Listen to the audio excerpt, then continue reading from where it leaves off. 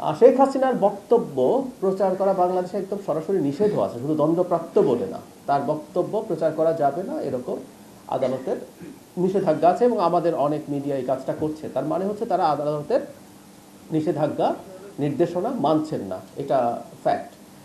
সরকার এটার ব্যাপারে তার মানে তথ্য মন্ত্রণালয়, যেহেতু এই মিডিয়াগুলো তথ্য মন্ত্রণালয়ের অধীনে আছে, আমরা প্রাথমিকভাবে এই আহ্বান জানাই, এটা ইনফ্যাক্ট আমরা ফর্মালিও জানাবো, এটা নিয়ে আমরা কথা হয়েছে, তারা যেন এই কাজটা না করেন। আমরা এটা নিয়ে খুবই কঠোর কোনো অবস্থান নিচ্ছি তা না, কিন্তু এটা আবার স্মরণ করিয়ে দিতে চাই এবং আমি মনে করি যে আমাদের মিডিয়াগুলো আইনের প্রতি শ্রদ্ধাবোধ করবে, শ্রদ্ধা দেখাবেন এবং তারা এই জিনিসটা থেকে বিরত থাকবেন। ঠিক আছে, আমরা আবার করবো এবং কোনো একটা সময় হয়তো কোনো ব্যবস্থা নেওয়ার কথা ভাবা যেতে পারে।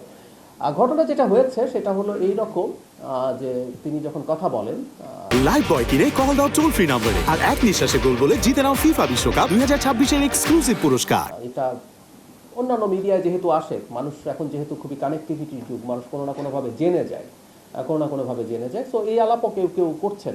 আমি আবারও এর বাইরে গিয়ে, সরকারের বাইরে গিয়ে বলছি যে এটা আসলে শেষ পর্যন্ত থেকে রাখা যায় কি না, কারণ এই যে আপনি রেফারেন্স দিচ্ছেন একটা বিদেশি মিডিয়া, সেই মিডিয়া আমাদের দেশ থেকে দেখা সম্ভব এবং অনেকে সেটা দেখছেন।